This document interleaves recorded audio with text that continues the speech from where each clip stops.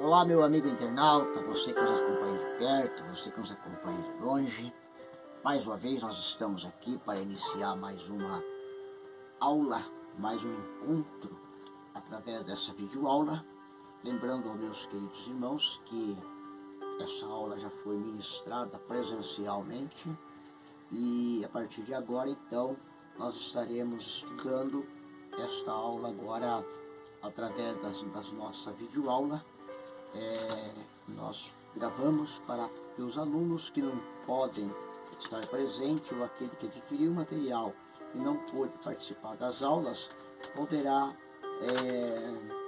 assistir através desta videoaula. Está aqui o nosso material e você pode nos acompanhar estudando a palavra do Senhor. Está aqui os nossos contatos, porventura se tiver alguma dúvida, quiser fazer contato com a gente, pedir também os nossos materiais, nós estamos à disposição através desses canais de comunicação, através das redes sociais. Meus amados, hoje nós vamos estudar o assunto pertinente ao estado intermediário dos mortos, dando continuidade ao nosso estudo de escatologia ao alcance de todo. Lembrando por que escatologia ao alcance de todo, porque ela é uma escatologia simplificada, cristocêntrica, onde nós não trabalhamos com as figuras que apresenta em escatologia, para se tornar assim um pouco mais fácil a compreensão dos nossos irmãos. É o que mais nos interessa, que é a parte cristocêntrica da escatologia. Pois bem, hoje então nós vamos falar sobre o estado intermediário dos mortos, aqueles que morrem em Cristo e ficam na sepultura até o arrebatamento da igreja, e aqueles que não serão arrebatados com a vinda de nosso Senhor e Salvador Jesus Cristo, que não vão ressuscitar, melhor dizendo, com a vinda do Senhor Jesus, que permanecerão nesse estado que nós chamamos em escatologia de estado intermediário dos mortos. A Escritura afirma a existência consciente tanto dos justos quanto dos injustos após a morte e antes da ressurreição. No estado intermediário, a alma não tem corpo, embora esse estágio seja de regozijo consciente do justo e sofrimento consciente dos mortos. Temos algumas teorias, alguns pensadores, ou até mesmo de algumas seitas, que eles defendem que quando a pessoa passa da vida terrena para a vida espiritual, que chamamos de desencarnar do espírito, na linguagem espírito fala desencarnar, na verdade seria praticamente desencarnar mesmo, quando o espírito deixa essa matéria, essa bainha, esse involucro que é o corpo. Eles dizem que a alma ou o espírito, conforme quer entender, eles ficam num estado de sono, ou seja, ficam num estado consciente. Pela Bíblia Sagrada, as inúmeras referências que nós encontramos, isso não tem cunho de verdade ou de princípios doutrinários, porque nós vemos vários textos onde o espírito, a alma clamando, caso do próprio rico Lázaro, quando Lázaro está no seio de pai Abraão e o rico está em tormento, o rico pede que pai Abraão peça para Lázaro molhar a ponta do seu dedo e refrescar a sua língua. Então, isso nos prova estado de consciência após a morte. Ah, irmão Jaime, mas aquilo ali é uma parábola. Mas uma parábola, ela é algo para se explicar verdades existentes e não verdades que sejam fantasias, né, disfarçadas de verdade. Então temos aí pelo menos um fato, estão mencionando, que prova a existência do corpo, aliás, a existência da alma após a morte no seu estado consciente. Quando Jesus voltar para arrebatar a sua igreja, dois eventos vai ocorrer. Então, nós já ventilamos um pouco sobre esses eventos em aulas anteriores e hoje nós vamos aprofundar um pouquinho mais, que é a ressurreição dos mortos e depois o arrebatamento dos vivos salvos em Cristo. Como explicar isso?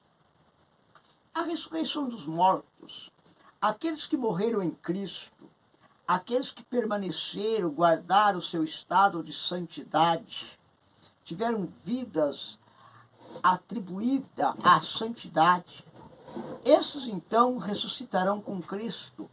Quando Cristo vir para arrebatar a igreja, então eles sairão dos seus sepulcros a encontrar com o Senhor nos ares. Isso estamos falando de arrebatamento de igreja e não de vinda gloriosa do Senhor Jesus. Arrebatamento é uma coisa, vida gloriosa é outra. Vamos ter mais espaço para falar sobre isso depois. Quanto ao arrebatamento dos vivos ou salvos em Cristo, são aqueles que não morreram durante esse período de tempo, quando Jesus vier arrebatar a sua igreja, eles estando preparados espiritualmente, tendo as suas vidas santificadas, lavada pelo sangue do Cordeiro, então nós seremos transformados. Esse corpo que é corruptível se revestirá da incorruptibilidade e nós também subiremos a encontrar com o Senhor nos ares. Mas isso são para os que morreram em Cristo, que são salvos. Os que não são salvos permanecerão nos seus sepulcros até o final do milênio, matéria de estudo para a próxima aula. Também os que não tiverem preparados, que não se prepararam para o arrebatamento da igreja, ficarão aqui e a igreja subirá com Cristo. Então são esses dois eventos que vai acontecer na vinda do Senhor, que vai separar entre salvos e perdidos, mortos e os que vivem, né? A doutrina do estado intermediário dos mortos é um assunto ao mesmo tempo significativo e problemático. Para muitas pessoas é um assunto bastante problemático, difícil de entender, difícil de compreender, porque existem muitos pensamentos em torno disso. Portanto, duplamente importante examinarmos com cuidado essa doutrina, um tanto estranha. Estado intermediário refere-se à condição dos homens entre a morte e a ressurreição. A pergunta é, qual a condição do indivíduo durante esse período? Isso aqui é um texto extraído da Teologia Sistemática de Milad Erickson, da editora Vida. Ele pergunta, a pergunta é, qual as condições do indivíduo durante esse estado? Foi o que nós falamos, que é estado de consciência. Aqui nós temos, para nós entendermos um pouco mais sobre esse estado intermediário, aonde fica, para onde vão, nós temos alguns nomes que precisamos separar ou explicar a respeito deles. Por exemplo, Sheol, Hades. Ambos os lugares são o mesmo lugar. Na linguagem nossa, na linguagem aportuguesada, vamos chamar de inferno, mas na verdade não é o inferno.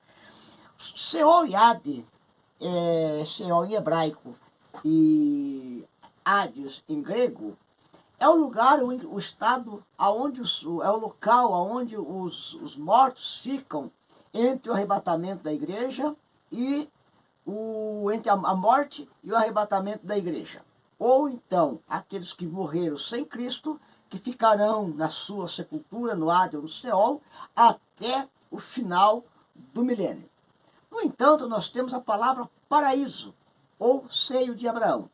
Quando Jesus ele morreu e ele foi crucificado, e passou 3 dias do tempo da sua ressurreição, nesse tempo, nesse período, a Bíblia vai nos informar que ele desceu até o mundo inferiores dos mortos, e ele pega a chave do inferno e da morte, pega o Seol, aonde estavam aqueles que morreram na esperança da salvação, ele transporta, ou seja, ele leva para o paraíso.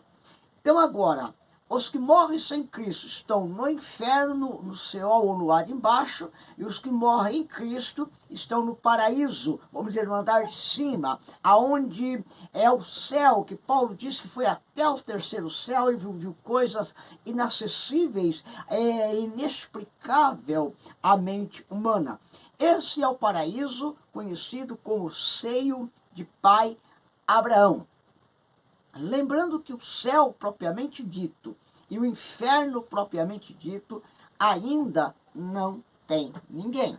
Lá ainda está reservado para o dia do juízo final, quando os justos herdarão a sua recompensa e o ímpio a sua recompensa, serão lançados no lago de fogo, que é a segunda morte, que nós chamamos de inferno. Inferno é uma palavra mais aportuguesada que se aplica às várias situações, por exemplo, uma vida infernal, que é uma vida de sofrimento, porque a minha vida está no inferno, ou seja, a minha vida está no sofrimento.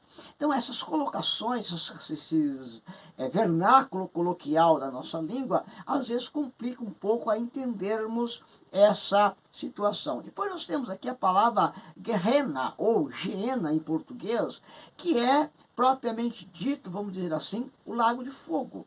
Nós temos aqui a palavra Guerre Ben-Rinon, literalmente Vale do Filho de Rinom, que era um vale em torno da cidade antiga de Jerusalém, que veio a se tornar um depósito onde o lixo ele era incinerado, ou seja, o lixo era queimado. E esse fogo ardia constantemente, dia após dia. É por isso que a Bíblia fala que o ímpio será julgado no lago de fogo, aonde seu bicho não morre e o fogo nunca se apaga. Essa referência é esse lugar chamado Gehenna, ou Geena em português, que é uma referência, o Senhor usou essa ilustração, usando o monturo da cidade, onde era queimado o lixo da cidade, para explicar essa linguagem espiritual do que é o sofrimento eterno daqueles que partem sem Deus desta vida para a outra vida. Então, Seol, nas escrituras hebraicas, é a palavra usada para descrever o reino dos mortos, e Seol, ela significa simplesmente lugar dos mortos. Então não há uma explicação entre separação de sofrimento e gozo, porque o mundo inferior dos mortos, ou lugar dos mortos, ele era chamado de Seol. Também Hades é a mesma coisa, a palavra grega do Novo Testamento usado para inferno, e Hades, que também se refere ao lugar dos mortos. Então a palavra Hades é a que nós mais conhecemos, talvez, né? E aonde nós aportuguesamos ela como o inferno. Paraíso, conforme nós já falamos, ou seja, para Abraão, são os mesmos lugares referidos como a Hades e Seol. A palavra Gehenna, ou Geena em português, também é usada no Novo Testamento para inferno, e é derivada da palavra hebraica Rinom, conhecido também como Gen Ben-Rion, significa que fica em torno da cidade antiga de Jerusalém, onde é a cidade do lixo. Nós já falamos isso, simplesmente colocamos aqui no visual um pouco maior para que as pessoas possam entender. Bom, nós temos também Tártaro. Por que nós precisamos descrever isso, separar essas coisas entre estado intermediário dos mortos e classificar essas passagens ou esses nomes para que as pessoas possam entender que muitas vezes nós falamos de Geena, Tártaro, Seol e Hades, e as pessoas não entendem, acham que tudo é a mesma coisa, e não é. Então, para os gregos, o Tártaro era um lugar inferior no mundo dos mortos. Ele servia como habitação dos perversos. Então, para os gregos, o Tártaro era o lugar onde os piores homens eram mantidos em eterno tormento. Aqui nós temos fazemos uma pequena abertura aqui, abrir-se aspas, para nós explicarmos algo muito, muito interessante. Quando Satanás, Lúcifer, ele é deposto do céu, naquela rebelião que ele faz no céu, o Senhor Deus lança Satanás sobre a terra.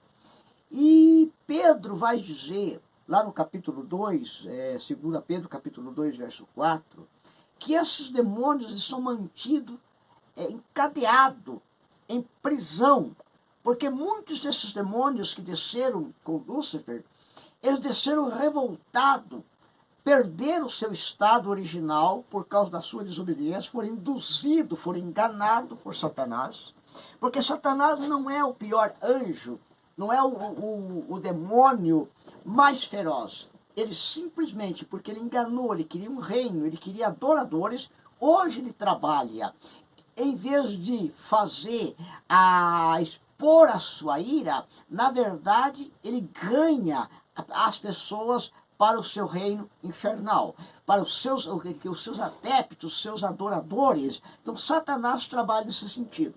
Enquanto que esses anjos que estão encarcerados, conforme Pedro escreve, porque se Deus não perdoou aos anjos que pecaram, mas havendo-os lançado no inferno, os entregou à cadeia da escuridão, ficando reservado para o juízo. Então, esses demônios estão lá, enquanto que Satanás trabalha ao contrário. Satanás trabalha para ganhar. Então, Satanás se apresenta como anjo de luz, como anjo bonzinho, como aquele que em algumas religiões ele aparece fazendo bem através dos seus agentes, né, dos seus guias, que é chamado nessas religiões, quando na verdade são verdadeiras enganações que Satanás trabalha para ganhar essas vidas para si. Então, Tártaro, segunda carta do apóstolo Pedro, como nós falamos, faz referência a essa tradição latina, chama de Tarta, do grego, ao castigo dos anjos caídos, 2 Pedro 2,4, que nós já estamos falando. Então, esse é o Tártaro, separando então lá Seol, Hades, Paraíso, Guerrena e o Tártaro. Tarto, no momento, ele está ocupado por esse demônio. Guerrena, que seria lago de fogo ou tormento eterno, ainda não tem ninguém lançado lá. Está guardado e reservado para o juízo de Deus. Nós temos aqui alguns mapas, simplesmente a título de esclarecimento. Os irmãos estão vendo aqui, nós temos aqui embaixo ímpios, né, condenado pelas suas obras. Aí nós temos aqui o rico, lugar de tormento, né, aonde nós já falamos sobre ele.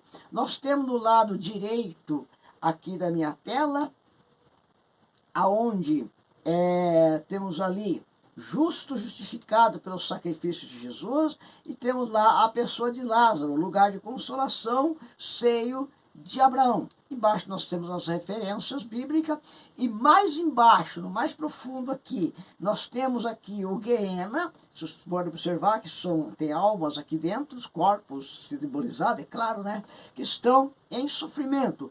Aonde será jogado o ímpio, aonde será jogado aqueles que após o juízo final, eles então vão estar sendo colocados nesse suplício de sofrimento eterno. Depois nós temos também, deixa eu dar uma olhadinha aqui na parte, vocês viram ali, né? Nós temos também aqui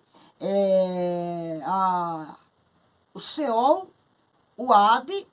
No meio nós temos o Tártaro, local dos anjos caídos em cadeia de escuridão eterna. Se vocês observem bem que está uma separação. Eles estão no centro, mas ainda não no lugar eterno de sofrimento. Depois nós temos lá em cima o trono branco, né? Vocês podem observar aqui, temos o trono branco. Do lado aí nós temos as explicações que nós já falamos sobre Hades, Seol, Tártaro e Guerrena. Nós temos aqui em cima uma coisa que eu não expliquei, vou falar agora sobre Quebar. Quebar também é sepultura, também traduzido em algumas versões por inferno, né? O túmulo, tumba, aonde as pessoas ficam, o corpo fica, e não no caso da alma. Quebar ou sepultura é o estado em que fica o corpo, essa carcaça, essa bainha, esse involucro do espírito, né? E por tapos também, que é sepultura, túmulo. E aqui nós temos uma explicação que tivemos uma única tradução para a língua portuguesa, sendo ela inferno. Então são essas explicações é bom, porque inferno mesmo é uma palavra que quer dizer sofrimento. E a sepultura e esse topo, ela não é lugar de sofrimento, é lugar de guarda do corpo, dessa matéria, né, onde ela fica guardada, esperando a ressurreição do justo ou a ressurreição dos ímpios. Enquanto o lugar de sofrimento, no caso, para o ímpio ainda é Seol e Hade, né, e para os salvos é o lugar de gozo chamado de paraíso. O segundo mapa quer dizer mais ou menos a mesma coisa. Nós temos embaixo o seio de pai Abraão, lugar de tormento, temos lá ali o inferno propriamente dito, né, que é a parte de Guerrena que nós falamos. Os senhores estão vendo aqui bem nessa faixa aqui, ó, Guerrena, que é o lugar inferior dos mortos. Lá embaixo nós temos também, aonde nós falamos de lugar de tormento, e também seio de pai Abraão, logo à direita. E em cima, vocês estão vendo uma nuvem, né, que é o paraíso de Deus. Ali na nuvem, vocês vão ver lá que está o paraíso de Deus. Na nossa esquerda aqui, nós temos ali o trono do Pai e do Filho. Esse trono aparentemente aqui no momento está vazio, mas esse trono está preenchido, né, com a glória de Deus, com a presença do seu Filho unigênito Jesus Cristo. Mais um mapa aqui que você pode printar depois de copiar para o seu arsenal de estudo, para que quando você precisar dar uma palestra, fazer algum ensinamento a respeito disso, você tem esses mapas à sua disposição.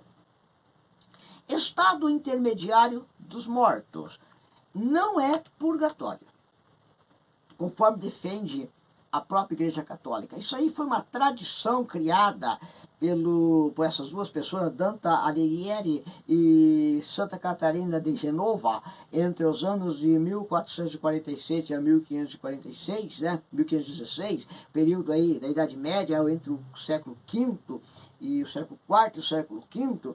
Então eles constituíram nesse período, né, áureo do desenvolvimento da teologia e da doutrina do purgatório.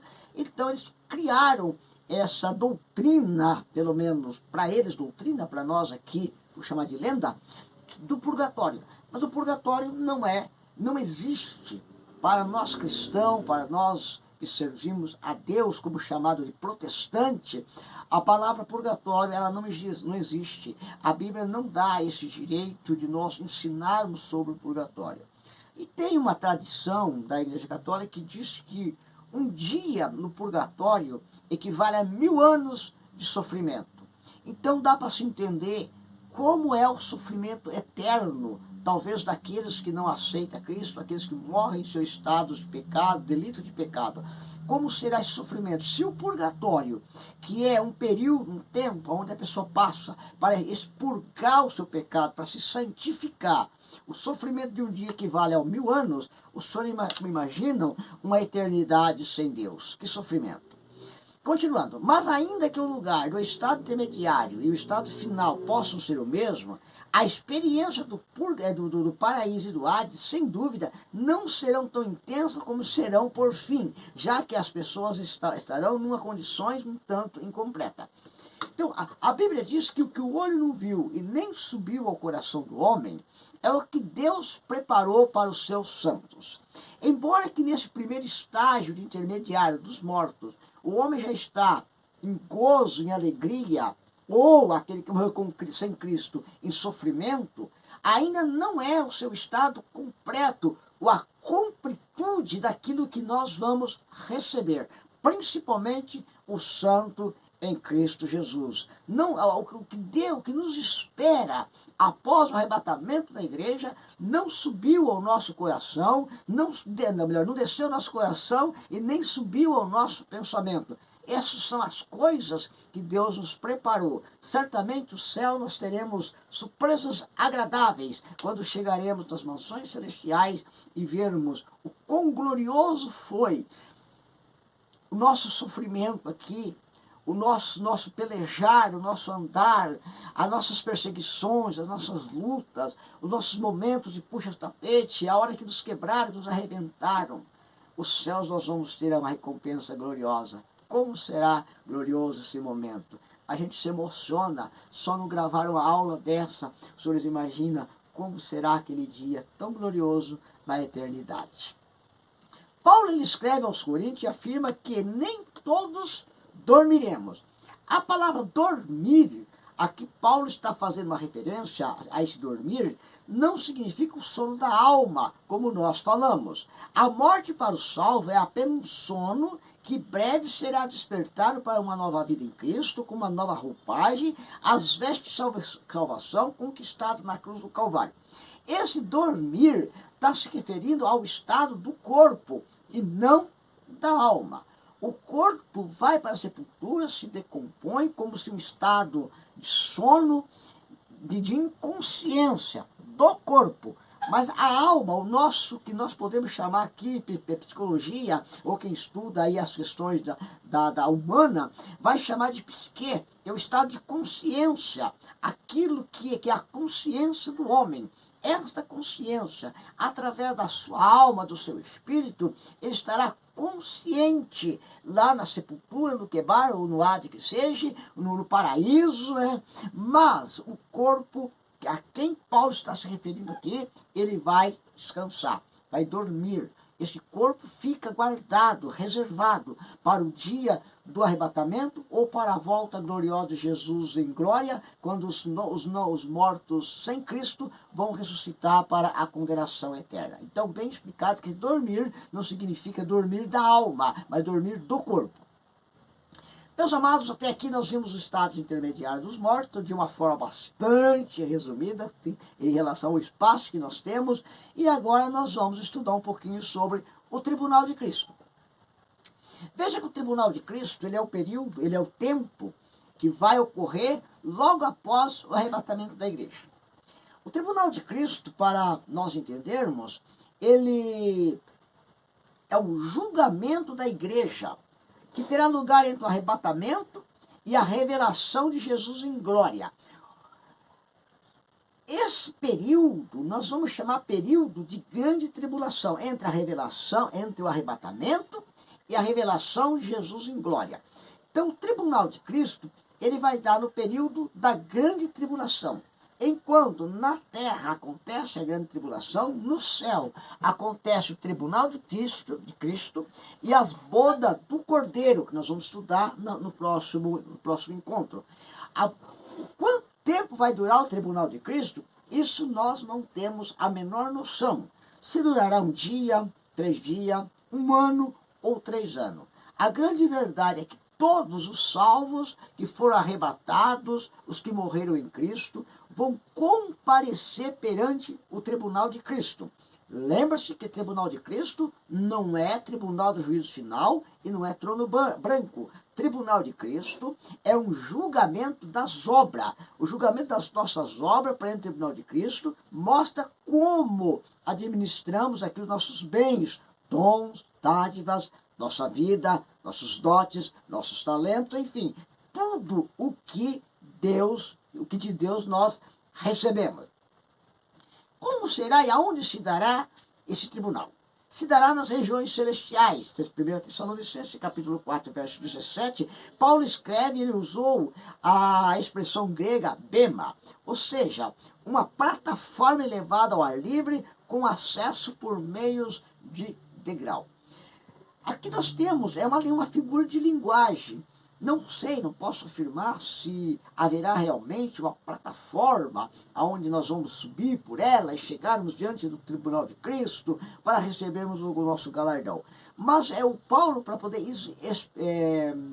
explicar isso de forma que os leitores da sua época entendessem como poderia ter uma noção do que era esse tribunal de Cristo, ele usou então essa palavra, esse termo grego bema, que seria como uma plataforma elevada onde alguém comparece para receber ali o seu galardão. Muito bem explicado, como por exemplo, nos Jogos Olímpicos, quando as pessoas sobem naquela rampa daquele pódio, vamos dizer assim, e ali ele recebe o seu troféu, a sua coroa e a sua medalha. O tribunal de Cristo terá mais ou menos esse significado, numa linguagem simples, uma linguagem humana, para nós podermos descrevermos a linguagem espiritual, né? Atos 7, verso 5, né, que refere também-se a um pedaço de terra, né? Nós vemos aqui nas promessas de Abraão, ali também a colocação, ela vem, a expressão colocada ali é a palavra bema. O julgamento de Paulo, né? Paulo também vai falar sobre essa questão de bema, e também em Apocalipse, que aparece como trono. Ali nós temos o trono branco, né? O trono, o tribunal do juízo final, também está se referindo à mesma palavra bema. Então vejamos que a palavra bema, ela não se aplica somente para o tribunal de Cristo, ela se aplica também para o julgamento e se aplica também para o juízo final. Quem comparecerá no tribunal de Cristo? Todos os que morreram até o arrebatamento, os seus arrebatados comparecerão nesse tribunal para receber as recompensas. Lembrando, mais uma vez, que nesse tribunal só os que ressuscitaram com Cristo e os que foram arrebatados com Cristo. Quanto aos demais mortos, ficarão guardados na sepultura do seu ou no Hades, esperando a última ressurreição, que será pós-milênio. Nós temos aqui finalidade do tribunal de Cristo. Qual que é a finalidade? Porque todos devemos comparecer ante o tribunal de Cristo para que cada um receba segundo o que tiver feito por meio do corpo, bem ou mal. Os senhores observem aí na telinha, eu coloquei a palavra mal em vermelho e a destaquei para explicar essa palavra. Como que no tribunal de Cristo, se todos morreram, todos arrebatados e todos aqueles que ressuscitaram já são salvos, por que dessa expressão bem ou mal? A questão da palavra mal aqui é uma questão de qualidade e não de ruindade. Ou seja, aquele que fez o serviço mal feito. Por exemplo, você contrata um pedreiro para fazer um trabalho na sua casa, ele vai fazer o trabalho. Vai fazer um revestimento, vai fazer um piso, sei lá, uma cobertura, alguma coisa. Ficou feito, mas ficou mal feito. Você vai morar na casa? Vai morar na casa. Você vai se abrigar nela? Vai. Mas a qualidade do trabalho foi uma qualidade de segunda. Não foi um trabalho de primeira. Na obra do Senhor não se dá o inverso. É por isso que Paulo diz, por meio do corpo, bem ou mal. Aquele que fez bem com qualidade e aquele que fez mal, ou seja, sem qualidade. É essa a referência. Então, mal aqui não significa perdição, não significa ser banido da presença de Deus, mas está relacionado com a qualidade com os quais os serviços foram feitos para Deus. Por isso que vai passar pelo tribunal de Cristo e ali as coisas vão purificar. No tribunal de Cristo não haverá condenação, mas seremos galardoados. Voltando então à expressão do mal, que lá não é condenação, mas para sermos galardoados. Fez mal, não terá galardão. Portanto, agora nenhuma condenação há para o que estou em Cristo Jesus, que não anda segundo a carne, mas segundo o Espírito. Então, baseado em Romanos capítulo 8, verso 1, nós chegamos então à compreensão que o tribunal de Cristo não é para a condenação, porque em Cristo nós já fomos justificados. Segundo Eurico Bergens, acontecerá no dia em que Jesus voltará. O Salvador voltará e terá o seu galardão. Você vai trazer o seu galardão. Esse escritor assembleiano aqui da CPAD, já dorme no Senhor, deixa para nós essa recomendação. Quem será o juiz deste tribunal de Cristo? Não tem dúvidas, não temos dúvida, e podemos afirmar, segundo a palavra de Deus, que o juízo será o nosso Senhor Jesus Cristo. O Pai entregou o juízo, entregou a Jesus todo o juízo. Somente Deus e o seu Filho no universo têm o direito legítimo de julgar os homens. Também o Pai ninguém julga, mas deu ao Filho todo o juízo. João capítulo 5, verso 22. Esse julgamento do que João está falando é exatamente do julgamento do tribunal de Cristo. Deus não vai julgar nossas obras. Quem vai julgar nossas obras é Cristo, porque a condenação e a justiça pertencem a Deus, e essa se dará no final do milênio, quando o reino será entregado, o reino de Cristo será entregue ao Pai. Então Deus, ele julgará. Aí sim entra o juízo final, o juízo cabal de todas as coisas, onde Deus mesmo julgará todas as coisas, todas as atividades do homem durante aqui na terra. Ninguém escapará desse julgamento. Quem ou não? Ninguém escapará da justiça do Todo-Poderoso, e dará a cada um segundo as suas obras. Antes que houvesse dia, Jesus falando lá em Isaías capítulo 43, verso 13, ele diz: antes que houvesse dia, eu sou, e ninguém há que possa escapar das minhas mãos. Agindo eu, quem me impedirá? Eis que cedo venho, e o meu galardão está comigo, para dar a cada um segundo as suas obras, bem ou mal. Aqui nós temos mais uma referência na linguagem portuguesa, né, que segundo a cada um. Se fosse colocar aqui, nós colocaríamos assim, para dar a cada um segundo, bem ou mal, qualidade e não qualidade. Coisa linda, né? Gostoso interpretar essas particularidades da Bíblia. Se a obra de alguém se queimar, sofrerá detrimento, mas o tal será salvo, todavia, pelo fogo. É aqui que entra a questão do bem e mal. Qualidades boas permanecem, qualidades ruins, o fogo queima. Se a obra de alguém se queimar, sofrerá detrimento, mas o tal será salvo, todavia, pelo fogo. Está lá em 1 Coríntios, capítulo 3, e o verso de número 15. Então essa é a seção que nós separamos lá, bem ou mal, para deixar bem claro, né, naquela explicação, para nós entendermos aqui agora, todavia, pelo fogo. O que não foi feito com qualidade, foi feito mal feito, o fogo vai incinerar, ou seja, o fogo vai queimar. Quais são, então, essas obras? Vamos lá? Nós temos aqui, pelo menos, eu coloquei pelo menos 3, tem muitas outras, mas eu coloquei as 3 que vai passar pelo fogo e não vai ficar. Pelo menos 3 coisas serão julgadas nesse tribunal. Primeiro, julgamento do trabalho do cristão feito para Deus. Eu tenho muito medo quando eu falo desse julgamento do trabalho do cristão feito para Deus. Nós, obreiros, nós que estamos acostumados com o púlpito da igreja, com a área de ensino, a pregação, a ministração, a palestra, enfim, escolas bíblicas, os mais afins, formas de ensinamento. A Bíblia diz que aquele que muito ensina também o julgamento será mais apertado para ele. Então, como é que nós temos feito o nosso trabalho para Deus como cristão?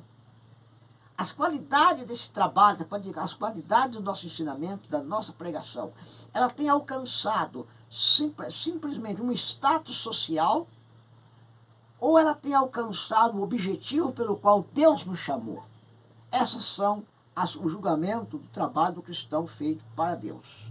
Por isso que é muito perigoso quando você recebe as suas láureas aqui, os seus elogios aqui. Já recebeu a sua recompensa. No tribunal de Cristo vai passar como palha, vai queimar tudo. Julgamento da conduta do cristão. Como foi que você viveu a sua vida como cristão aqui na terra? Como defensor do Evangelho de Cristo, como testemunho de Cristo aqui na terra. Então isso será também julgado naquele dia. Julgamento do tratamento dispensado aos irmãos na fé. Como é que você tratou os irmãos na fé? Nós temos hoje situações as mais reprováveis entre a irmandade cristã, onde muitos procuram, por causa do seu poder, por causa da sua suposta autoridade, pisa nos menos favorecidos. Talvez pisa até em alguém que é superior em conhecimento, em graça, enquanto ele está apenas ali como um líder de pouca estrutura, de pouco conhecimento, mas ele precisa sobressair, então ele pisa. É o tratamento dispensado aos irmãos na fé. Ou até mesmo entre a membresia da igreja, que um quer ser melhor do que o outro, quer pisar no outro. No dia do juízo final, do tribunal de Cristo, isso será julgado e passará sem valor nenhum, porque são obras feitas com má qualidade. Tribunal de Cristo. O que vai passar por lá? Primeiro, a madeira. Na Bíblia, a madeira é símbolo das coisas humanas. É figura da árvore que cresce por si mesma. Ou seja, cresce com os seus méritos. Palha, Não a madeira tem méritos certa de consistência, Cristo. mas a palha é muito fraca. Não resiste à força do fogo. O vento a leva com facilidade. Crente como palha, né? Não tem firmeza espiritual, mas é alcançado pela graça de Cristo. E no tribunal de Cristo será salvo como que pelo fogo. Meus amados e queridos ouvintes e telespectadores, nós chegamos ao final de mais um encontro. De uma maneira bem resumida, de uma maneira assim bem singela, nós tentamos explicar o que é o estado intermediário dos mortos e o que é o tribunal de Cristo. Cabe a cada um de vocês se aprofundar um pouco mais no nosso material, você que é aluno, está de posse dele, e fazer uma análise mais profunda, uma crítica textual sobre aquilo que nós escrevemos, sobre aquilo que nós tentamos expor no material escrito. Aprofunde os seus conhecimentos a respeito do Tribunal de Cristo e a respeito do estado intermediário dos mortos. Não fique na superfície, mergulhe mais fundo. Há muitos mistérios, há muito que aprender sobre isso. E aconselho você a adquirir bons livros, ter a sua mini biblioteca em casa, ter esses livros de escatologias, muito vai te ajudar no aprendizado e no conhecimento da palavra de Deus. Que Deus abençoe a todos e até o nosso próximo encontro, se Deus assim nos permitir, que será o nosso quarto encontro. Deus abençoe a todos e até lá em Cristo Jesus, a esperança da igreja.